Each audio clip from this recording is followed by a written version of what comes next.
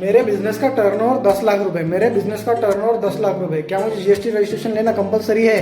मेरे बिजनेस का टर्नओवर 10 लाख रुपए, मैं गुड्स बेचता हूँ, क्या मुझे जीएसटी रजिस्ट्रेशन लेना कंपलसरी है? बहुत लोगों ने बोला कि जीएसटी रजिस्ट्रेशन बिजनेस चालू होने के बाद में लेना ही पड़ता है, लिया तो भी उसकी कॉस्ट होती है, उसके रिटर्न फाइल करने पड़ते हैं, तो क्या ये सारी चीज़ें कंपलसरी है? सेकंड बंदा है जिसके बिजनेस का टर्नओवर वहाँ पे 30 लाख रुपए है और वो क्या बेचता है, वो वहाँ पे सर्विसेज देता है, वो वहाँ पे सर्विसेज देता है, तो क्या उसके लिए जीएसटी रजिस्ट्रेशन लेना कंपलसरी है? तो सबसे पहले तो एक चीज याद रखिए कि जो भी बंदा बिजनेस शुरू करेगा, फिर वो खुद की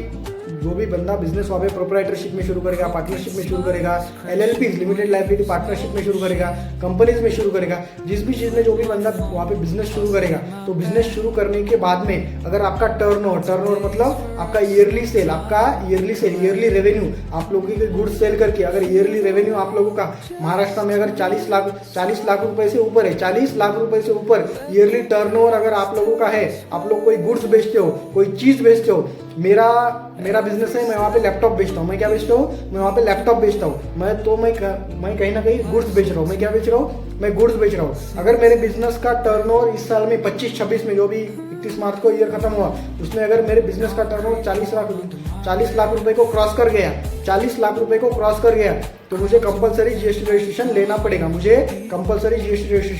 मतलब क्या, अगर मैं कोई गुड्स बेचता हूँ, लैपटॉप बेचो, कोई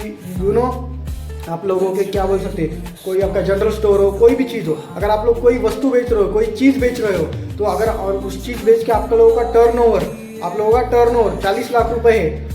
आप लोगों का टर्नओवर 40 लाख रुपए है, तो कहीं ना कहीं आप लोगों को जीएसटी रजिस्ट्रेशन कंपलसरी लेना होगा। और अगर आप लोग कोई सर्विसेज दे रहे हो, समझो आप लोगों की कोई कोचिंग क्लासेस है, आप लोग वहाँ पे कोई प्लम्बिंग का काम करते हो, आप लोग कोई वहाँ पे इंटीरियर डिजाइनर का काम करते हो, सिर्फ जाके सर्विसेज देते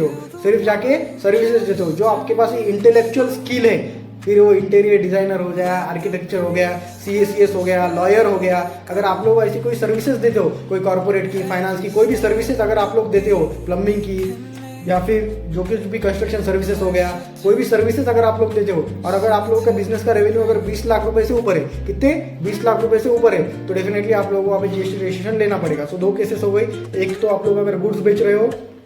सेकेंडली आप लोग क्या बेच रहे हो, सर्विसेज बेच रहे हो। अगर आप लोग गुड्स बेच रहे हो, अगर आप लोगों का टर्नओवर 40 लाख से ऊपर है, अगर आप लोगों का टर्नओवर 40 लाख रुपए से ऊपर है, तो डेफिनेटली क्या है, तो डेफिनेटली आप लोग जीएसटी रजिस्ट्रेशन लेना पड़ेगा। और अगर आप लोग कोई सर्विसेज दे रहे हो, और आप लोग कोई सर्विसेज दे रहे हो, आप लोगों का टर्नओवर 20 लाख से ऊपर है, तो आप लोगों को जीएसटी रजिस्ट्रेशन लेना डेफिनेटली पड़ेगा। Follow for more such updates related to finance.